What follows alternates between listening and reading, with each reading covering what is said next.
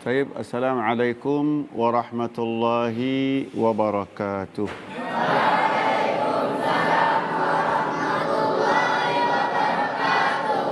Alhamdulillahi rabbil alamin, nahmaduhu wa nasta'inuhu wa nastaghfiruhu wa nastahdihi wa na'udzu billahi min shururi anfusina wa min sayyiati a'malina.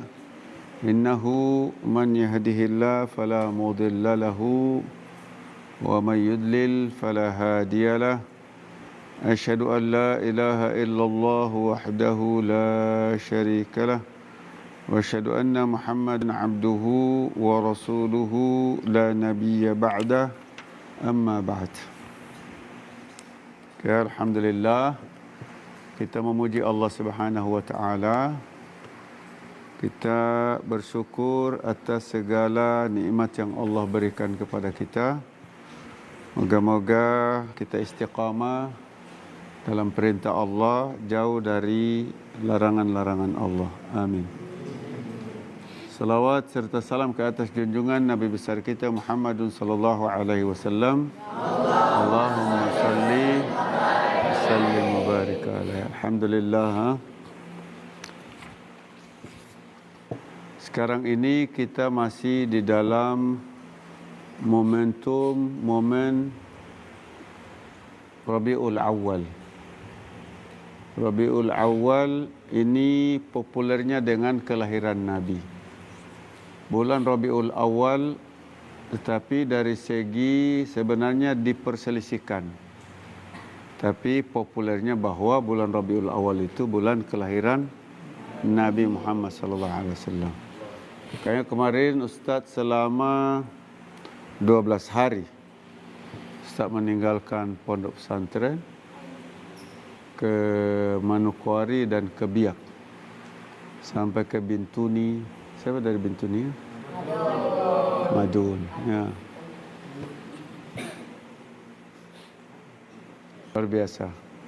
Nanti tanggal 3 insyaAllah berangkat lagi ke Kaimana dalam rangka acara Maulid Nabi Kerukunan Keluarga Sulawesi Tenggara. Kaimana. Ya. Salah satu cerita yang populer terkait dengan khuluqun Nabi, dengan akhlakun Nabi. Nabi kita ini Nabi yang paling sempurna. Kalau ada orang bilang, oh dia lebih bagus dari Nabi, maka kita harus bilang mustahil. Kenapa? Mustahil. Kenapa? Karena Al-Quran sendiri yang bilang bahwa Allah menyebut dalam Al-Quran, wa innaka la'ala khuluqin azim. Sesungguhnya engkau wahai Muhammad benar-benar di atas akhlak yang agung. Jadi tidak mungkin ada manusia yang mengaku bahwa akhlaknya lebih bagus dari Nabi. Di zaman dahulu kita selalu cerita bahwa di zaman Rasul, di zaman Nabi kita Muhammad sallallahu alaihi wasallam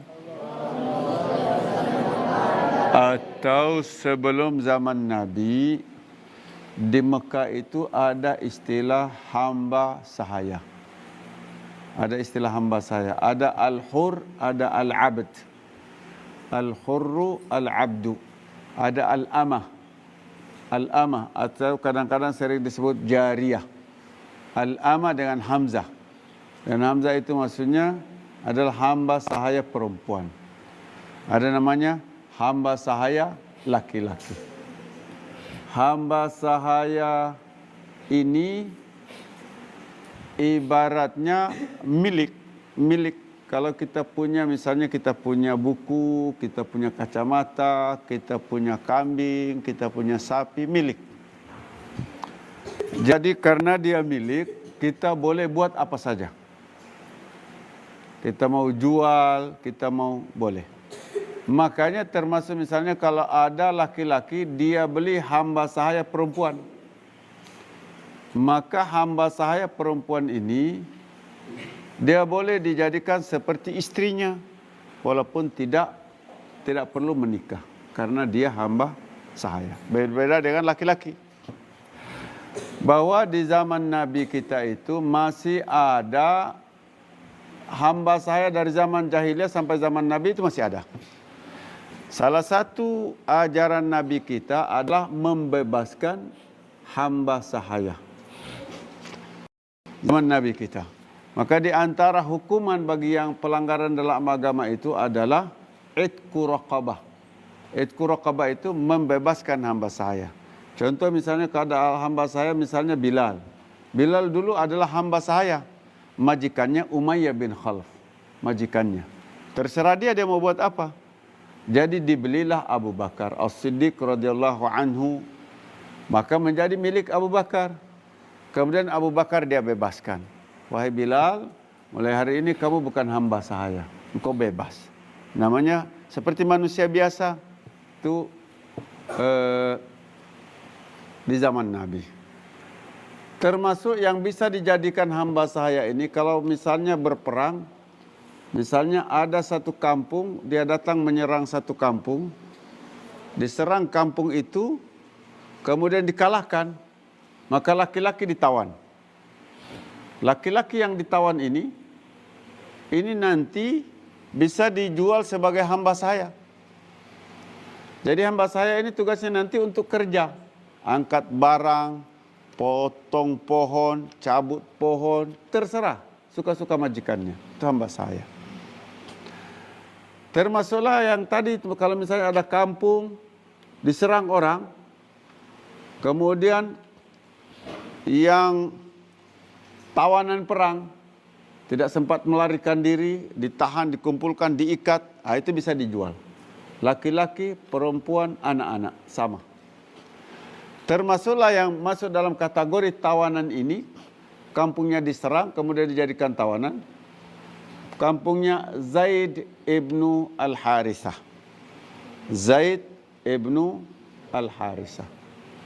Nanti Zaid ini punya anak namanya Usama bin Zaid.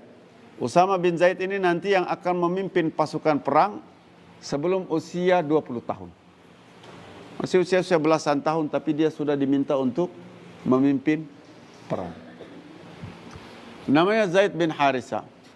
Zaid ibn al-Harisah ini kampungnya diserang.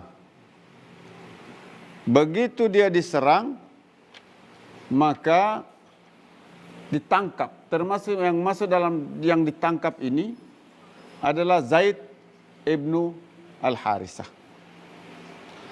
Begitu dia ditangkap, dijual. Dijual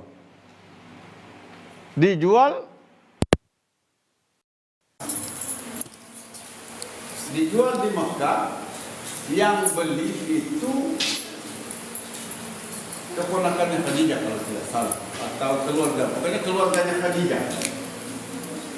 Dibeli karena dia seperti kuda, seperti unta, selesai dibeli, dikasih hadiah hadiah untuk Khadijah. Jadi kan hadiah untuk Khadijah. Dikasih hadiah dari yang beli, keluarga Khadijah. Begitu Khadijah menikah dengan Muhammad sallallahu alaihi wasallam,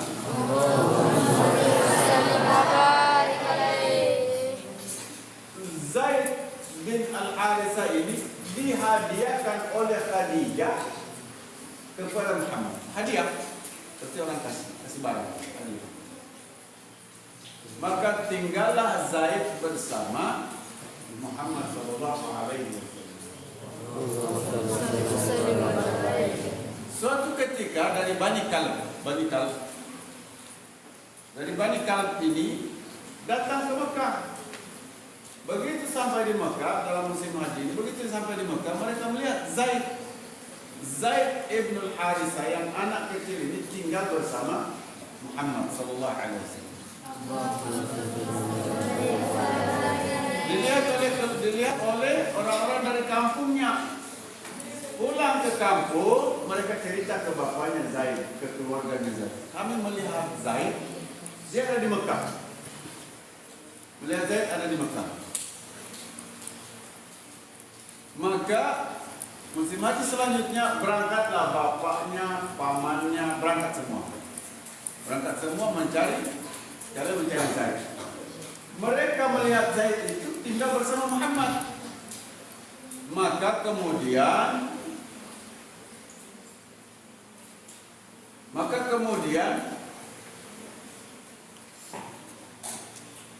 orang tuanya bertemu dengan Muhammad dan Muhammad waktu itu sallallahu alaihi wasallam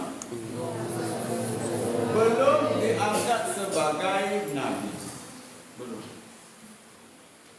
Belum.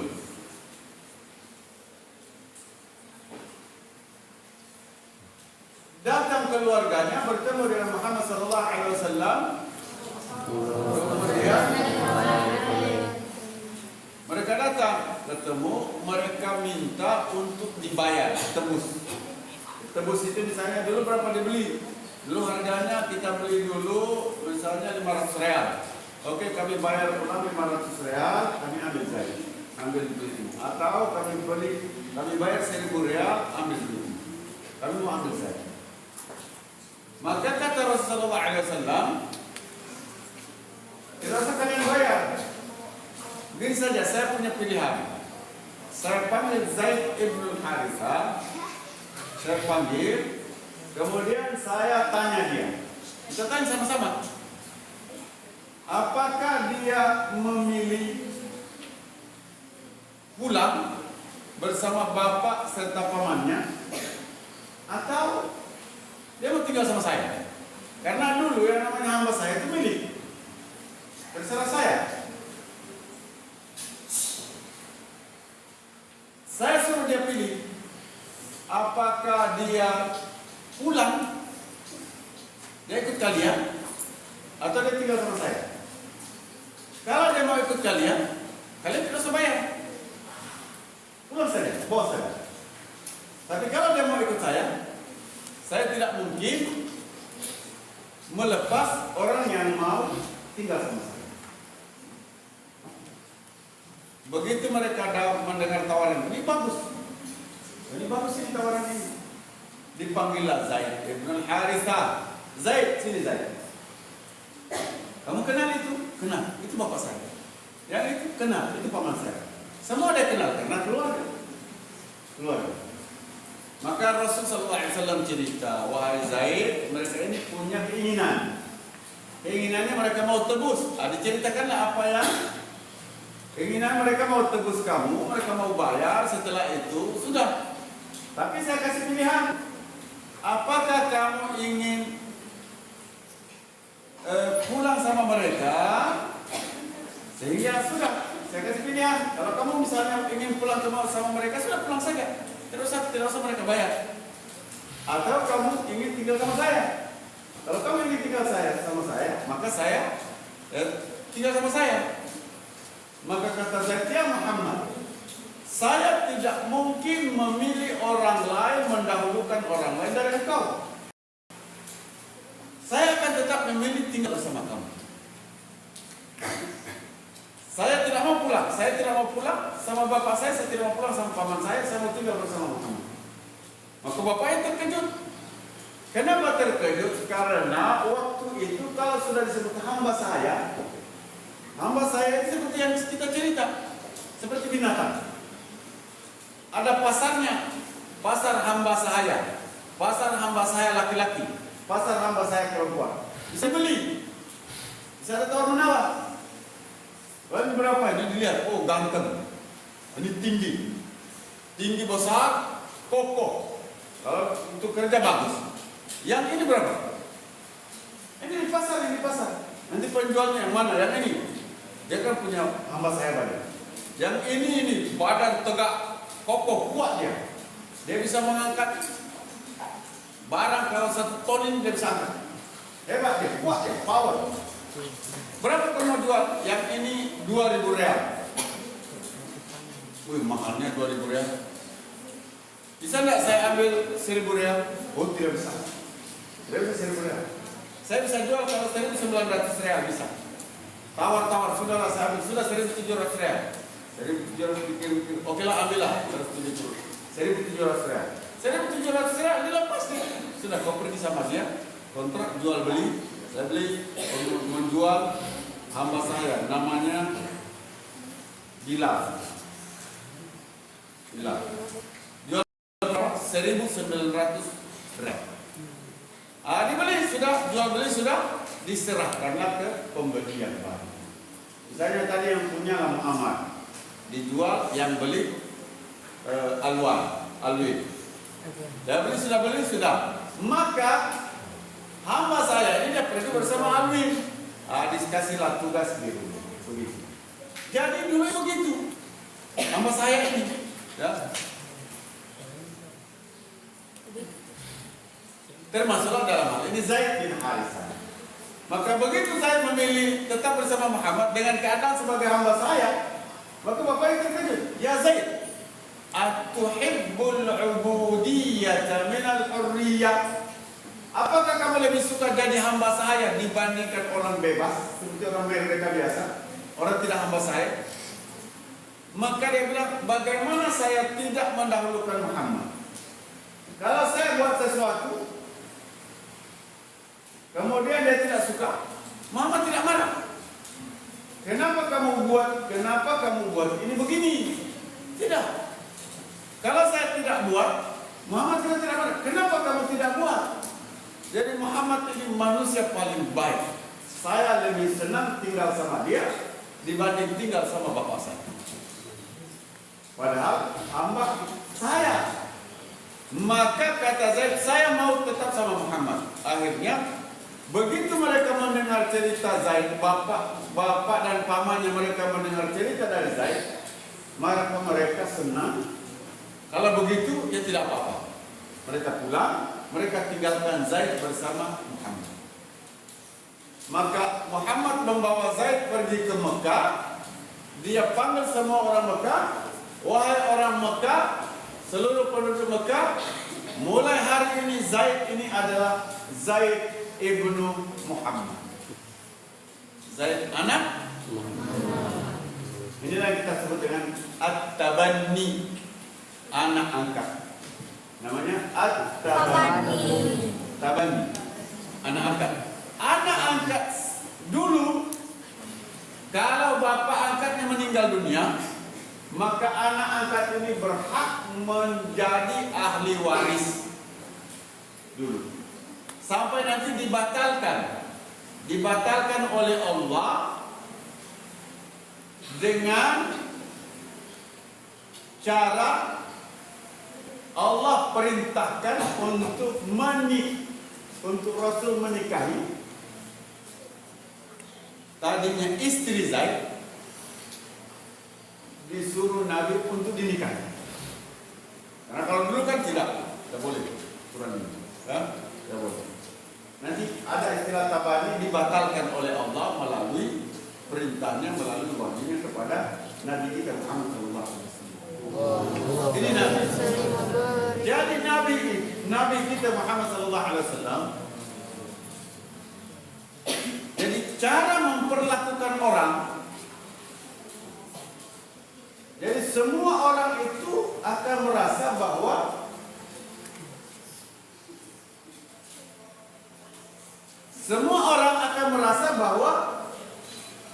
dia adalah orang yang paling dicintai Nabi. Jadi setiap orang yang pernah bersama Nabi itu, dia merasa sayalah orang yang paling dicintai Nabi Muhammad SAW. Itu bagaimana Nabi memperlakukan setiap orang. Tidak ada musuh. Yang memusuhi Nabi itu karena dakwanya. Kalau perilakunya, tidak ada yang memusuhi Nabi. Semua suka.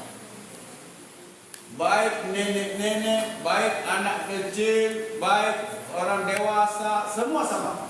Bahwa Nabi itu adalah orang yang paling mencintai. Setiap orang seakan-akan mengaku sayalah orang yang paling dicintai. Yang lain-lain ini biasa. Tapi saya ini orang paling dicintai oleh Nabi Muhammad SAW. Wow. Salah satu contoh yang diceritakan oleh Amr ibn al-As. Amr ibn al-As. Amr ibn al-As ini sahabat Nabi yang pernah hidup 3 fase bersama Nabi. 1, fase sebelum dia masuk Islam. Nabi sudah ada, dia belum masuk Islam. Dia bilang, kalau saya mati sebelum saya masuk Islam, waktu saya melawan Nabi, saya mati, maka saya akan berada di dalam api neraka. Kemudian fase bersama Nabi masuk Islam.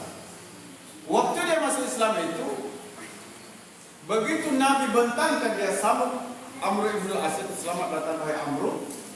Dia sambut, dia mau menyambut tangannya Amr ibn al-As itu, Amr ibn al-As tidak mau.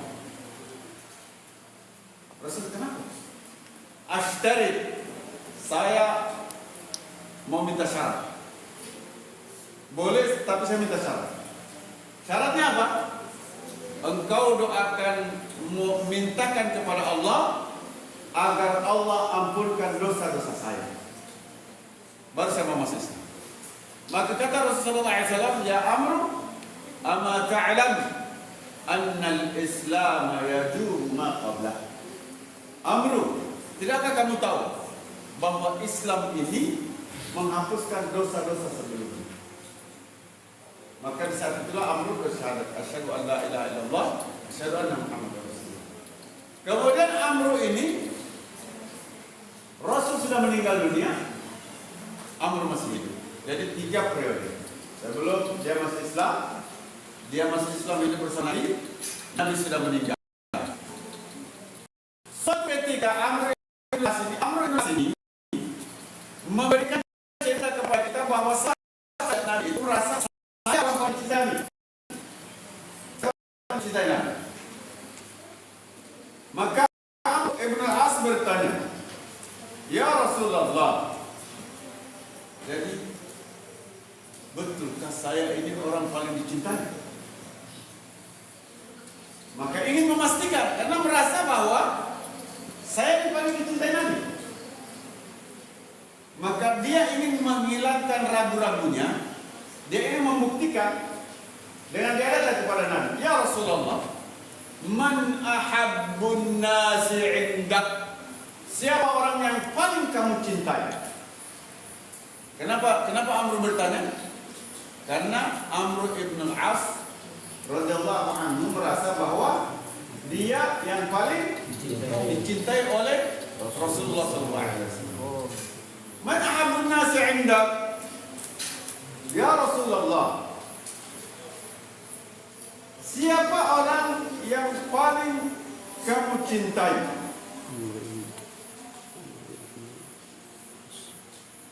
Maka kemudian kata Rasulullah SAW, Aisyah, istrinya.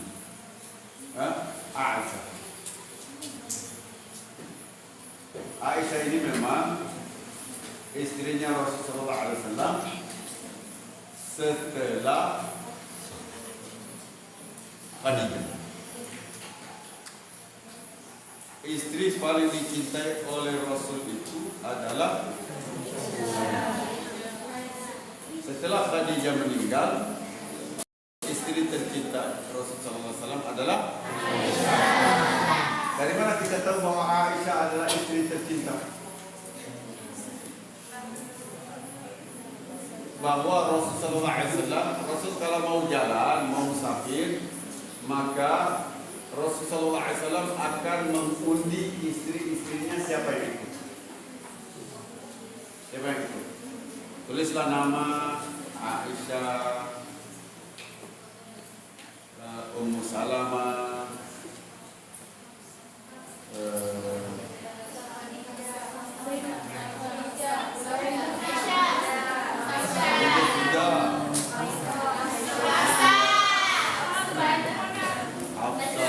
tulis nama semua, tulis. Jadi kalau diundi Rasulullah SAW harap ketika diundi ini, harap nama yang keluar itu adalah Aisyah.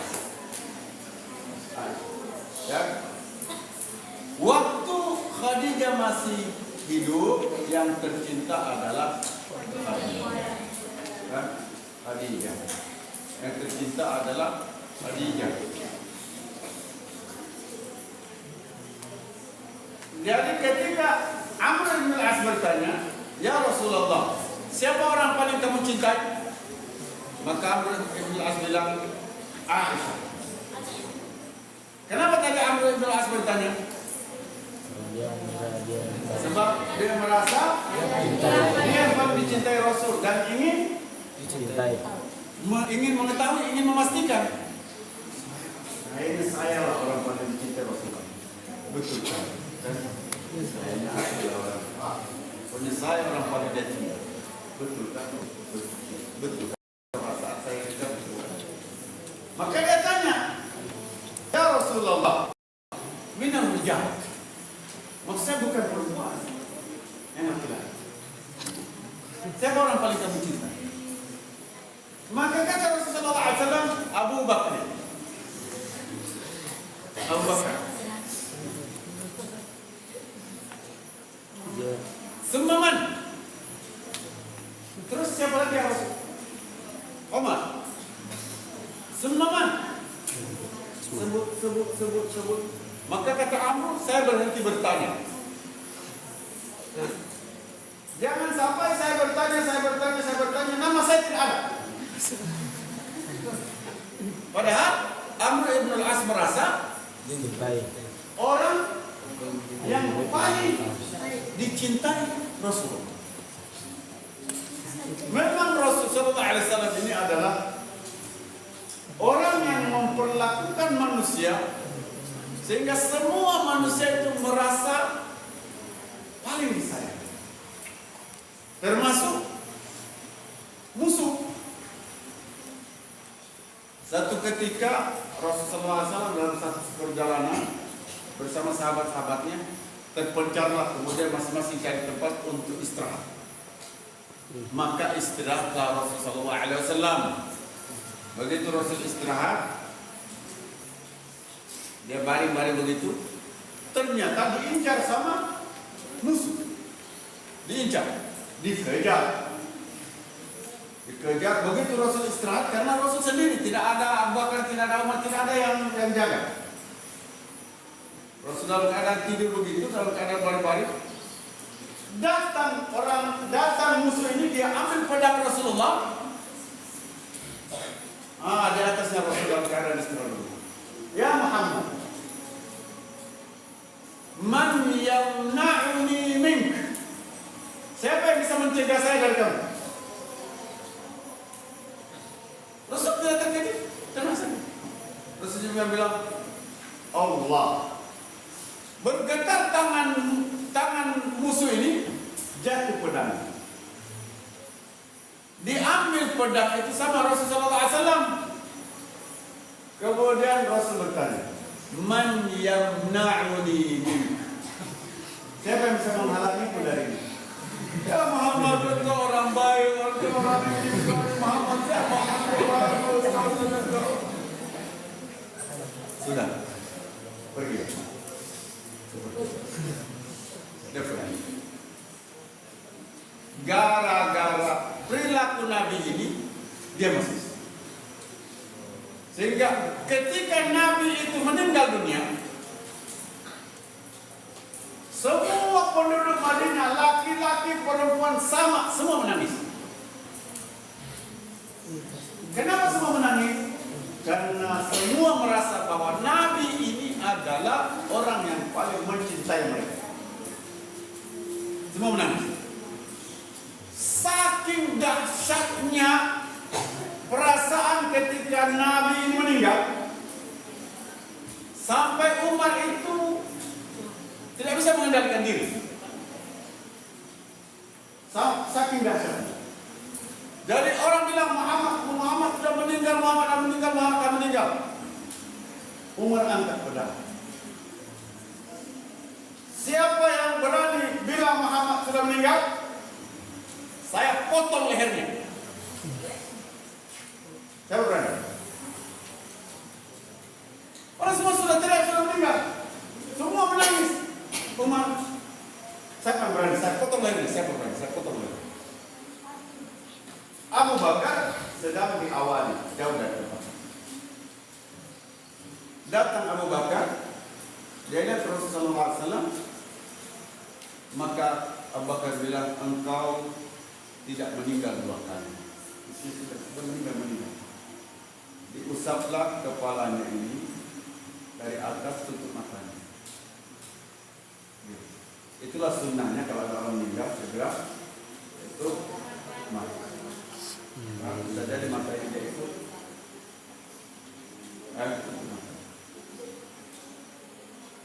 Abu Bakar ini masih semua orang sudah menangis, semua orang menangis, pokoknya menangis. Tapi Umar, siapa berani? Saya potong leher. Yang berani saya potong leher. Semua sudah dalam keadaan menangis. Keluar Abu Bakar As-Siddiq radhiyallahu anhu. Mahlahnya Umar, tenang Umar, tidak bisa. Maka langsung Abu Bakar, man kana ya'budu Muhammadan, siapa yang menyembah Muhammad. Begitu Abu Bakar mulai bicara, semua orang menunggu Abu Bakar tinggalkan Umar. Umar masih tidak percaya kalau Muhammad sudah mati. Man kana ya'budu Muhammadan, siapa yang menyembah Muhammad, maka ketahuilah Muhammad telah meninggal dunia. Baru dia baca ayat, wa ma Muhammadun illa rasul qad khalat min qablihi rusul afa in mata aw qutila in qalabtum ala a'qabikum. Muhammad tidak lain kecuali rasul sebagaimana rasul-rasul sebelumnya. Telah dahulu sebelum dia rasul yang lain.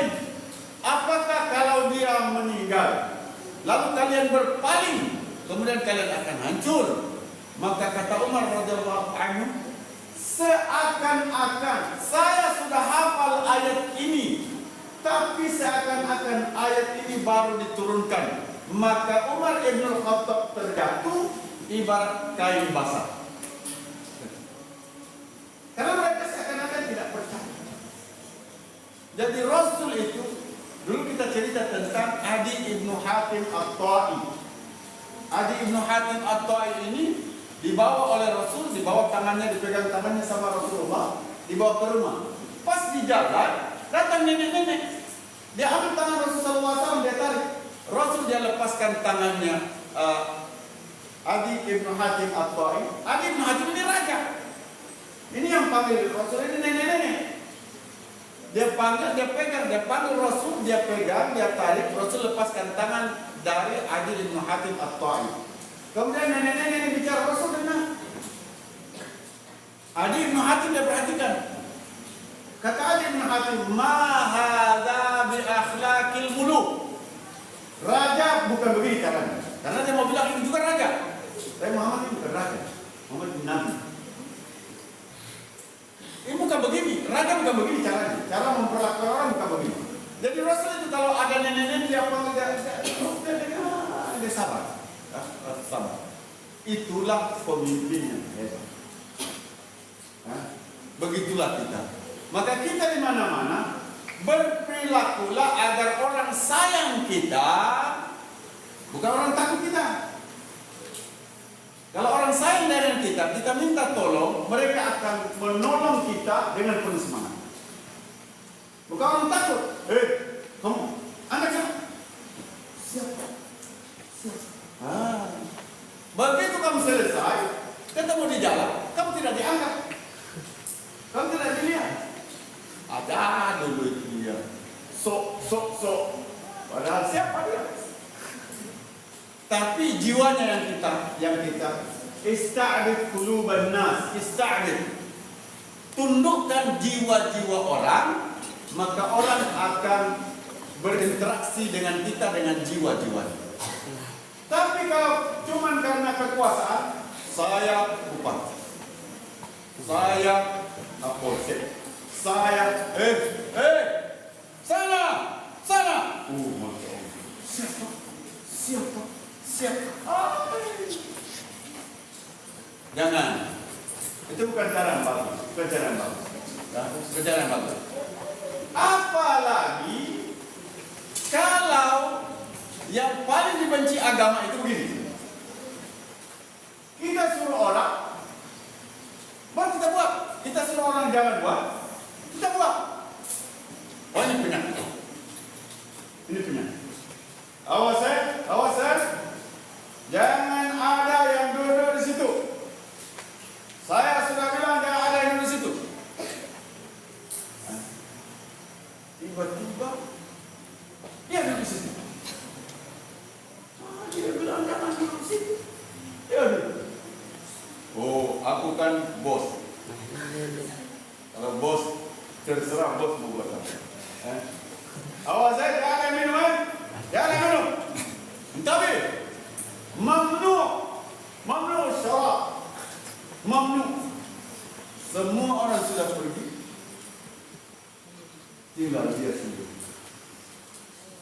Lihat sebelah tidak ada orang. Dia minum. Ada orang lewat. Tadi dia mampu. Kapan bunyi?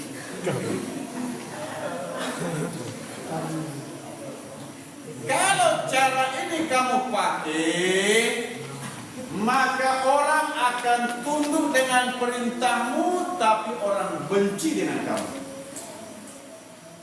Tunduk. Wadah, air, ilhamna. Nam apa? Sami'na. Siap. Hadir. Ini. Memang mereka tunduk, tapi mereka benci. Kalau kamu pergi, mereka alhamdulillah. Kalau kamu mati, mereka mulutnya innalillah, dalam hati alhamdulillah. Kenapa begitu? Karena mereka benci. Tidak suka. Kan manusia kadang-kadang begitu. Baru dia jadi orang kaya. Jalan, dia tidak jalan biasa. Dia jalan. Wa kharaja ala qaumihi fi zinati. Keluarlah dia di depan orang dengan baju kebesarannya. Qalu wa qala alladziina yuriduna al-hayata ad-dunya. Maka berkatalah orang-orang yang inginkan kehidupan dunia, ya laitana misla ma utiya Qarun. Kalau kita seperti Qarun, kaya raya. Wah, luar biasa. Wa qala alladziina utul ilm. Maka berkatalah orang yang ada ilmu, wailakum, celaka kalian. Sesungguhnya orang yang beriman, beramal soleh, orang sabar lebih bagus dari orang itu. Fakasabna bihi wa bidaril. Jadi kalau kita ikut cara Rasulullah SAW, tidak mudah marah. Dalam kita beraktivitas dengan adik-adik, misalnya siapa Ihsan,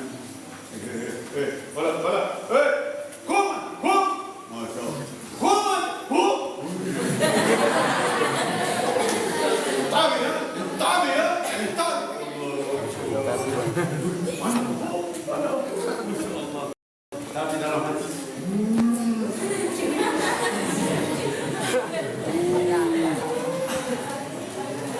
maka yang bagus itu bukan memerintah, tapi mengajak. Mengajak. Jadi kalau misalnya ada gotong royong, jangan kita seperti bos. Ayo, coba.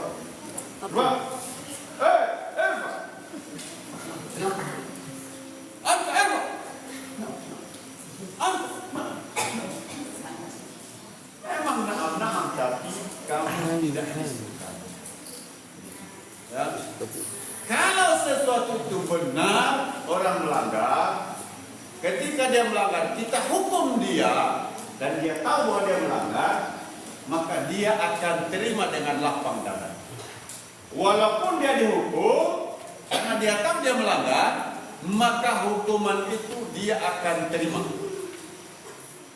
Kalau hukuman itu tidak masuk akal, gara-gara dia minum, dilarang dia minum, jangan kau minum ya, dia minum, baru dihukum 7 jam berdiri di depan lapangan. Kesalahannya minum. Masya Allah. Jadi segala sesuatu timbang-timbangan akal pikiran dengan kebijaksanaan. Jadi ketika misalnya gotong royong, kita sekarang ini gotong royong, oke, masing-masing ambil, kita mau beres-beres, mau potong rumput, semua tolong cari parang. Kamu juga bawa parang, kamu tidak ada parang, tidak apa-apa, tapi kamu bekerja. Ketika orang lain kerja, jangan kamu jadi mandor, bos.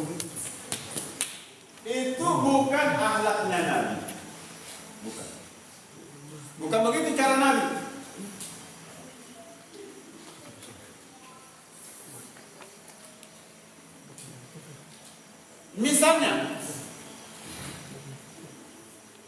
ketika orang mau membangun Masjidil Haram,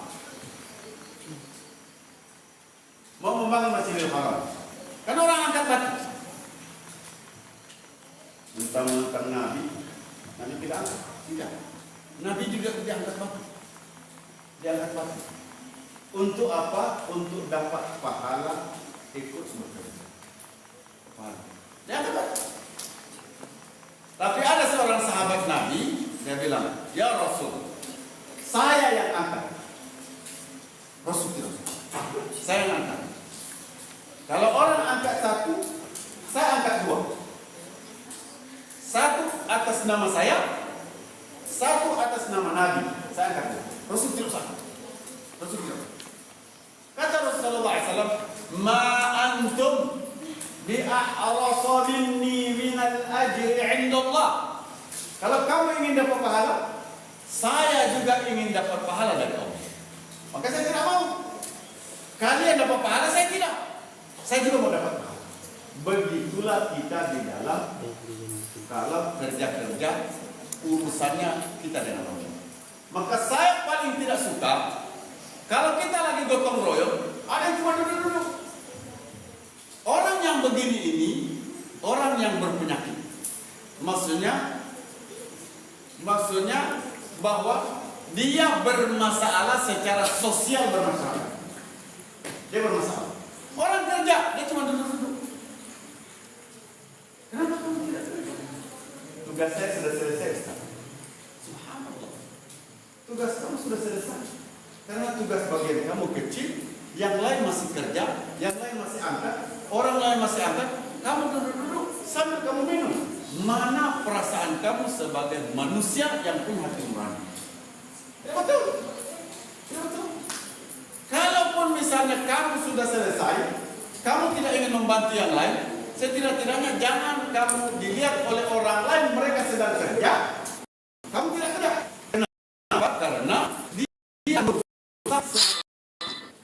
Tapi sebenarnya kalau kamu ingin jadi orang yang disayangi oleh orang, tugas kamu sudah selesai, kamu kerjakan. Lakukan yang lain. Sama juga dengan tadi. Kalau misalnya kamu ada ustaz juga kerja. Tentu kalau ustaz juga gitu. Ustaz kamu juga kerja. Sahabat Nabi juga lagi. Yang diangkat oleh ustaz berat. Karena ustaz kamu tidak minta tolong, kamu juga pura-pura tidak tahu. Mau tolong ustaz tidak minta tolong lagi. Bukan begitu. Kamu lihat ustaz kamu dia angkat berat, mari ustaz saya tolong. Itu adalah akhlak. Itu adalah akhlak. Kata Rasulullah SAW, "Ahabbukum minni wa aqrabukum majlisan yaumal qiyamah." Yang paling aku cintai, yang paling dekat kedudukannya di hari kiamat nanti, ahasinukum akhlaqan, yang paling bagus akhlak. Nah, maka saya ingin mengingatkan ini yang kelas-kelas pengurus ya, atau yang nanti mau jadi pengurus, yang di putri yang pengurus, berbahasalah dengan adik-adik dengan bahasa jiwa, bahasa hati. Gunakanlah akhlak Rasul di dalam kita berinteraksi dengan adik-adik. Jangan mentang-mentang pengurus atau yang nanti mau jadi pengurus. Jangan. Pengurus itu adalah amanah. Kita belajar menjadi pemimpin. Jangan pula kita memang nanti setelah dengar ceramah ustaz, misalnya sudah dengar ceramah ustaz, kemudian nanti begitu ada pengurus, ini tidak sesuai dengan seperti yang ustaz sampaikan. Ustaz bilang begini, tapi ini dia lakukan, tidak betul. Jangan di majelis begini. Ustaz waktu ceramah tidak boleh begitu. Itu tidak sesuai dengan ajaran Rasulullah. Itu tidak betul. Tidak betul. Karena kata Rasul kalau mau mengingatkan orang, Jangan di depan orang begini.